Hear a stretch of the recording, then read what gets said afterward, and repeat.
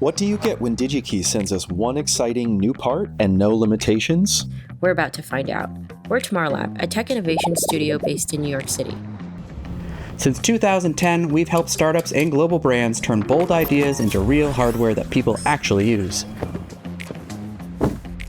And this is Potentially Genius, A series created in partnership with DigiKey. Together, we tap into their massive library of components to see what we can build around a single part. DigiKey is the trusted source that accelerates progress for every designer, buyer, and builder.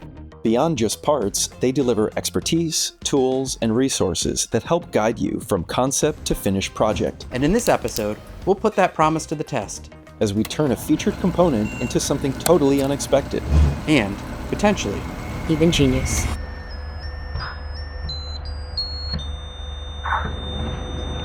In this episode, we're meeting with Francesca and Elena from Analog Devices.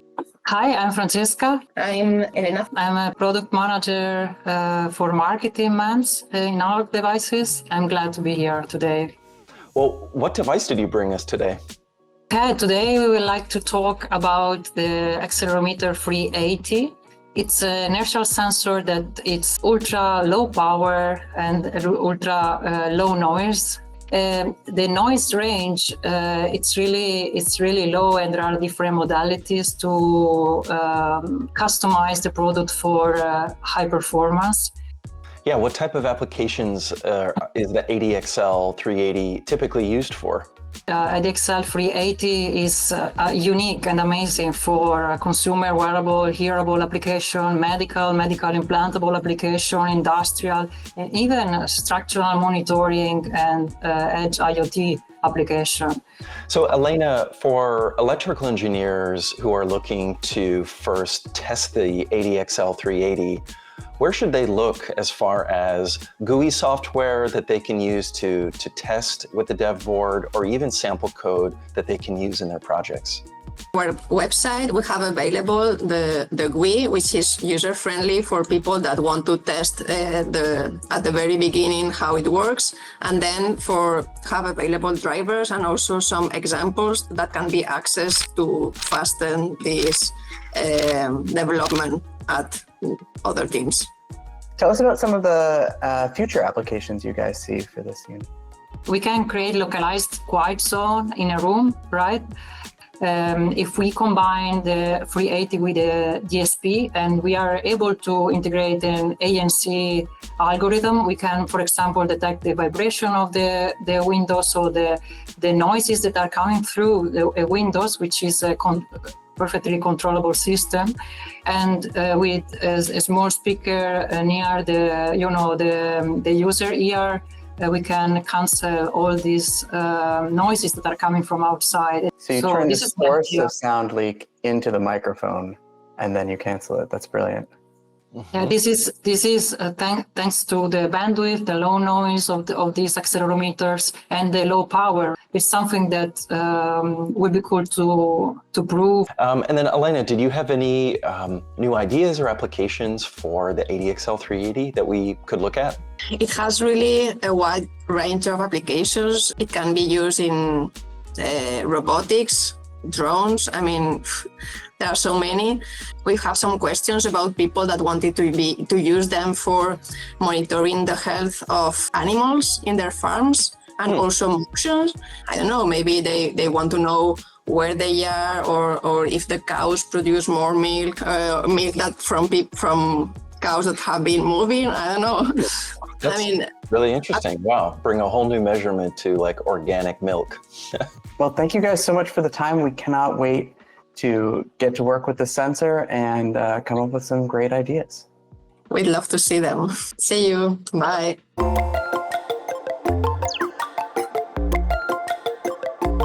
All right, so we talked to Francesca and Elena, and they brought us this ADXL380. It's an accelerometer, and what's special about this accelerometer is that it's extremely low power and it's extremely low noise, so you can do some pretty cool stuff with it. They've designed it like generally for devices like headphones or like watches, stuff where you're going to want to have like a really high detail of movement. For instance, in a set of earbuds, It can actually detect how you move your head and rotate it. But also, this accelerometer is so sensitive that it can be used as a microphone. Wow. So you can actually use this as a bone mic, and it can detect the vibrations from your voice through your skull stuff, and like actually produce pretty decent audio. It's an extremely low power chip, and so it can be used to monitor things over a long period of time. So yeah, what do you think we should do with that? I mean, it's so small and it's low power. You could put a coin cell battery in here. I could imagine something basically credit card sized or a similar form factor that's almost like a label. You know, you could attach it to something to detect movement. Maybe like animals, like livestock. Yeah, that we want to track. Any kind of like fitness tracker. Obviously, there's like a lot of fitness trackers already. Right. You know what I want to build with this? I would like to build a package impact detection system, because it is so low power, it can record over a very long period of time, and it's very sensitive so that we can see small impacts or like large ones, and we can catalog those in a way that tells us when the thing got dropped and how hard. Plus, we can leverage the tap detection for our user interface. Amazing, I love that idea. So like it knows if you've tapped it once, twice, or 3 times, and it'll actually trigger an interrupt dedicated to so that's low power, it doesn't have to monitor constantly. Exactly, and it allows you to use this as an interface device. You could even tap from the outside of the package. Right. Once you seal it up inside, you start it with a double tap, something like that. That's great, I love that idea. So I put this in a box, I take it to the delivery place store, and just before handing it off, when it leaves my custody, I tap on the side a couple times, and then I start clock inside the device, and it tracks large movements over time. Right. Okay. And then you can see, you know, what's the max drop that you've experienced, right? Like how many Gs. You could tell, you know, at what stage in the process it got dropped. You know, was it dropped right at your door, or was it dropped somewhere in between? It's not gonna know when people are looking at it. So like, I can't just put like an OLED display on this, otherwise I'll burn the battery out. And we could have like a button that you have to wake the display up. But I think like looking at really low power display options, like maybe like a static LCD or e-ink display could be really cool. There are all sorts of e-ink displays that are readily available now, even some tricolor ones. So I think tricolor could be cool because like... Red for bad. Right, yeah. Red for, you know, your package is dropped. And the cool thing about e-ink is we can log these drops, and then we don't have to like store it to memory in order to show the user. It's already being logged on the display itself. So the e-ink, we're like really using it as a writing medium. Exactly. We're writing to the display. Yes. Oh, I love that in so many ways. But it's also great because if you lose power while it's in the box, it'll just retain the info that's on the screen. You don't have to refresh it very often. You can do it every, 10 minutes or every half an hour or something. It's literally like a seismograph. It's writing to it, yeah. I like that so much. Yeah. Cool. All right, I love it. Let's get to work. Cool. Great. In order to finalize our package tracker, we'll need a few components from DigiKey. That includes an Adafruit tricolor e-ink display, an Adafruit M4 Express Dev board, and an Adafruit 3.7 volt lithium-ion battery. As always, links to purchase these items are in the description below.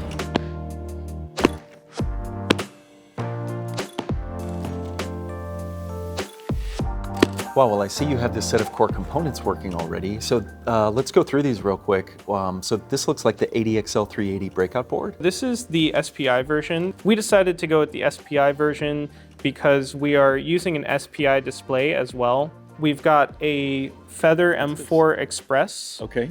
And then we also have this tricolor e-ink display that actually is just a feather wing. The cool thing about the device that we're building is that you can use registers on the ADXL380 to actually set your thresholds for the timing of taps, the force of taps, and how close those taps are in sequence. Mm-hmm. Nice. So these e-ink displays, this is like what you'd find in a Kindle? Right, but exactly. Smaller. And what's nice about these are that while it does require energy to change the display, once it's set, it really requires very minimal or no power to maintain that. So how is this interface going to work? It looks like some sort of timeline, showing the magnitude of the acceleration that it experienced, and then it sort of adds over time. Each time interval gets one slice of the display. Then we're able to graph that acceleration over time and get a histogram of how much G-force the package has experienced. Right now it's showing that the package is safe. It's only experienced 5 Gs, but if I were to then drop this, the next display refresh, which is what it's doing when it's flickering, we would actually see that drop. This is what you'll see when you start up the device, tap to start, and then if I actually tap this, it's going to start working. It says started, so it's updating the display to say that right now, and then it's going to begin actually graphing the package's journey. Wow. And so it will do black line or red line for every time interval. And the size of that black or red line is driven by how many Gs it experiences? Exactly. I have it set to 8 Gs, but you can set it a lot higher than that. 8 Gs is actually not that much. Really? Yeah. Okay. In terms of dropping. You can see a couple of little lines here. It says that the package is safe. It says that we've experienced 1.19 Gs, which is pretty typical. That would be the force of gravity when it's not in motion. Exactly. So now I'm kind of moving it a little bit, and you can see this line has actually increased. Yeah. Oh, wow. So that's a simulated drop. It's in red now, and so is our line here. So you'll be able to see in red all of the impacts that have happened along your package's journey. What other components are you looking at adding to this, and what are some of the next steps you're going to take with this? We're working on a form factor for this and an enclosure for this, and then I want to actually work on some refinements to the code. For example, being able to set a time window for this to display, as well as, a prettier UI. How will you fine-tune this? Will you use any of ADI's GUI software? Yeah, so there actually is a really great GUI that is available for this. You can use ADI's dev kits to interface with the board. I'm basically going to use that to look at the registers and work on my tap detection code. Awesome. Can't wait to see it, and we'll check back in later. Cool.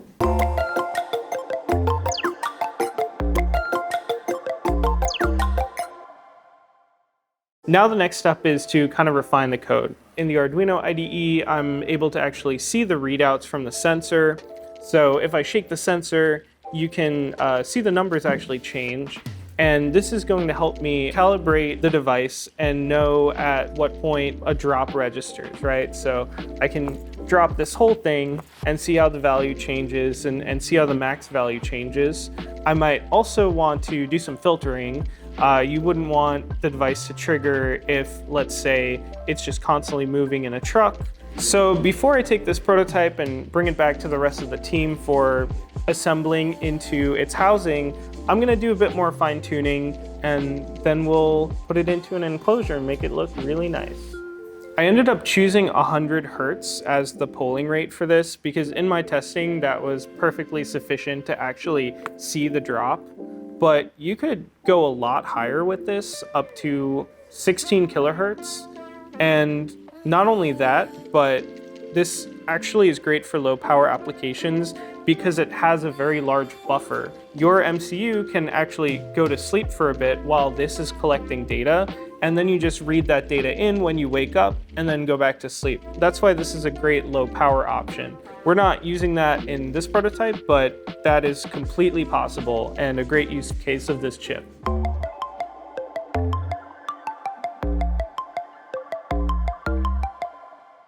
So we're developing a package impact tracker using this accelerometer. We've got to fit this into a box in a way that's kind of unobtrusive and doesn't get in the way of the stuff that's supposed to go in the box.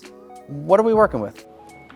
So this first idea was for a credit card-sized, coin cell-powered, very slim object that you would stick on the inside of your package almost like a shipping label. And I think eventually we could get there, but that requires downsizing a lot of the electronics, custom PCBs. It's not really compatible with the dev kit that we're working with. So for now, we had to think of some other ideas to make a bigger housing that is still at home in a box. And Ginger did some sketching on that. So I am building off of the single-sided or the single face attachment, I decided to look at two-sided box face attachments. So whether that was on this side of the box or if it was more vertical. At the time, I was thinking that there would have been a button, but the ADXL is actually an accelerometer, so it doesn't need a button to interact with. The second idea that I considered building off of Jesse's was a three-sided box configuration, whether it hugs all three sides, if it's like very prismy, or if it's a bit more round and fun. And then I did consider more of these one-sided box, but I know that we are committed to some chunkier components, so we're really sticking in this region. Actually, I asked myself, how does it connect? Tape, pins, and a cap like earrings, grommets? Because at the time, we weren't sure if it goes through the box or if it just sticks on the box. But for now, because we're sticking on the inside of the box, it makes more sense to just use some double-sided tape or some foam tape. Yeah, I really love this corner idea because it hides some of the bulk while also being really nice to view the information. So now we've gone over like one side, two sides of the box. I was like, hey, what about three sides of the box? So then I came with these guys, and they're a little chunky, but what we learned from these is we don't really like how it looks, and also it would be huge if it went in three sides. Yeah, I love it. So this is not far enough. This is too far, and this is our Goldilocks solution right in the middle. These are all about half the size of the actual Yes. components, by the way. So these are just... Yeah, well, this is potentially genius. We work with dev kits. Things are a little bit bigger. This is like what we would describe in our process as a tier 1 prototype.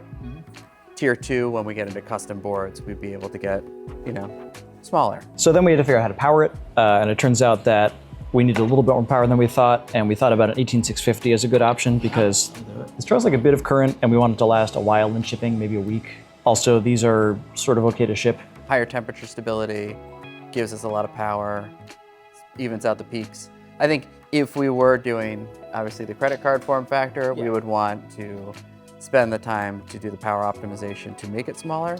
But we're doing a quick prototype here, and that's going to get us to something that's truly functional really fast.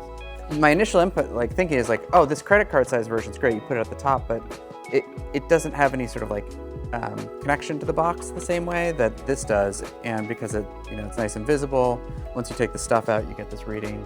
I'd love that. I think one thing we also considered was putting something on the outside of the box. With these components, we wanted to be a reusable option. To mount something on the outside and be reusable is a bit of a different kind of design approach. And so we're gonna go with inside on the box. This is looking great. What are your next steps? We're gonna put it together and see how it fits. I'll have to modify the design to add a different USB port so we can program it and charge it. Maybe make it a little bit smaller if we can, but this is pretty close to the form factor.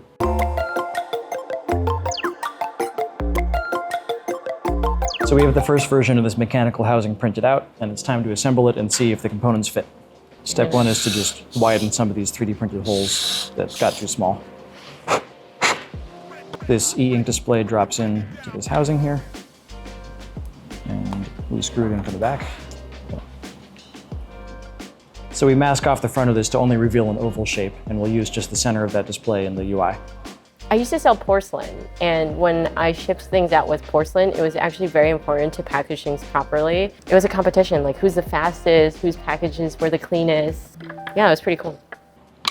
So that drops in there. Very nice. This goes together like this. Oh yeah. Click, click. How many hands does it take to put a screw in? There we go. How many engineers does it take to make a package drop indicator? A few. So here's V1. It's kind of Our cute. package drop indicator. So we can put it like this. The good news is that everything seems to fit. Yeah.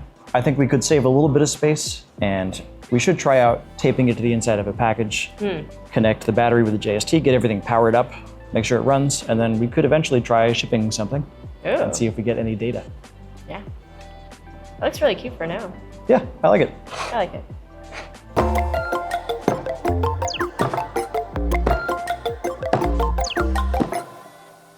Where we last left off, I was just setting up the sensor, getting the output to the display working, and I had a basic UI for it. The next step after that is to actually do some calibration and maybe some filtering. Let's think about a few different scenarios. So one scenario is our package is in transit with a human being who is carrying it. So if this is our force in G's over time, and this is time, we might see something that looks kind of like, right? This might be footsteps, for instance. Now we can imagine that our package is on a truck or a plane or some other moving vehicle. And what we might see is a lot of noise, but also some spikes, right? From vibration from a motor or engine. And these are spikes that we want to avoid because it might look like a lot of acceleration to the accelerometer, but it's actually just vibration and noise and not a drop, because we want to remove these microscopic spikes that might be caused by vibration and don't actually represent the acceleration of the package, without removing these longer spikes that actually represent an acceleration due to the drop. With that in mind, we're going to try some different values for our time averaging filter. So right now I'm averaging together 5 different values over time, and I'm gonna simulate some drops.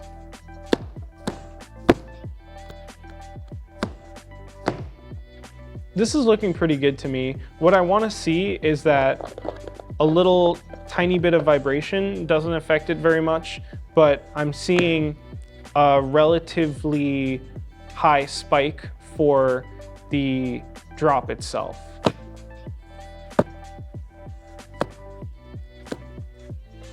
And I also want to see that at a harder impact, we're getting larger values and we're not capping the accelerometer. You can kind of see those jumps. Now we're at 5 for the max.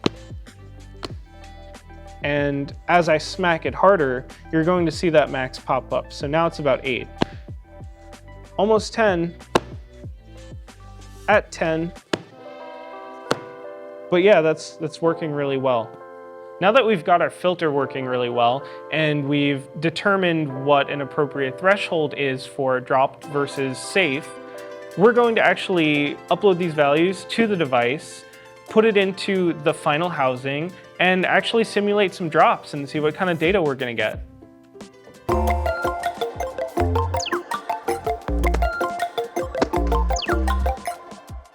So this was the first version of the housing that we designed and put together. It looks like you've made some changes since then. It's a little bit smaller. I did. I really focused on making it smaller by bringing the battery back and changing the angle so that everything can be packed more flat. We also were going with the slot design previously, but we're going to try a new design, which is more of like an arrow tag design. That way it looks more fun, but also because the component is not really centered. So this allows us to make it look more fun, but also account for that asymmetry in the component. And we've already got some of the components inside. Dylan, could you walk us through what's going on in here? Here are all of the electrical components that we ordered from DigiKey. What we have attached to your housing here is this 2.9-inch tricolor e-ink feather wing display. So this is how you're going to be able to see the results of your impact tracking. And then attached to that is this Feather M4 Express. So this is a really nice, fast, powerful microcontroller, and this is the brains of our project. And then over here, we have the ADXL380 dev board. So that is attached to our Feather M4 microcontroller, and it uses SPI, just like the e-ink display itself, which also uses SPI. And then to power it, we have this 18650 battery, which has a convenient JST connector. And lucky for us, the Feather M4 contains a charging circuit and boost regulator, and we can plug the battery directly into it. Sounds like we have all the components ready, so I'm going to go ahead and close the housing. Ta-da! Why is it doing that so often? Some e-ink displays can just refresh one line at a time, but the way this one works, it actually has to refresh the entire display. If you actually ship this, you would set it to, I don't know, 5 days, depending on how fast the shipping is, and it would not do this very often. Also, the point of an e-ink display is that this will be inside of a box. The actual updating is mostly hidden. What you're interested in is the artifact at the end, Right. which since it's an e-ink display, will remain on there even if it's unpowered. It's just like a little report card at the end of the journey. Now that the package tracker is fully assembled, all that's left to do is ship it out and see if our package gets dropped.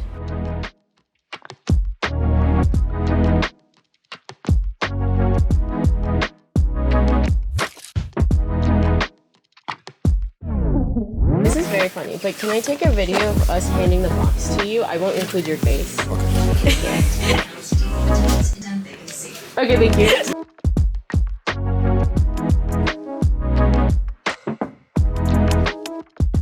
And a couple of days later, it was back in our office.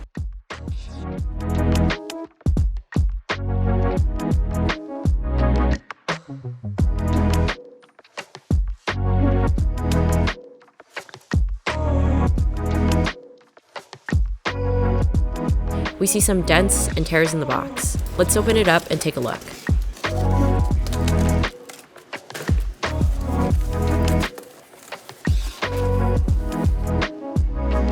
There it is. You can clearly see that the package has been dropped and registered nearly 15 Gs of force along the way.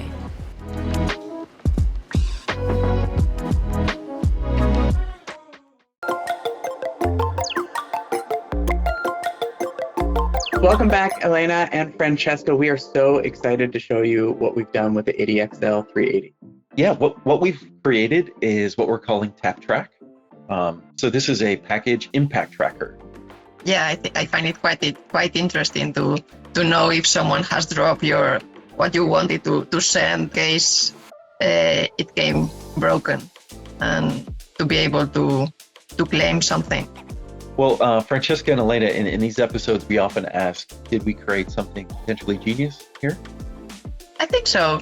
Yes. I mean, it's really simple, and it can give a great value. I mean, this is the potential to have really simple things having some value.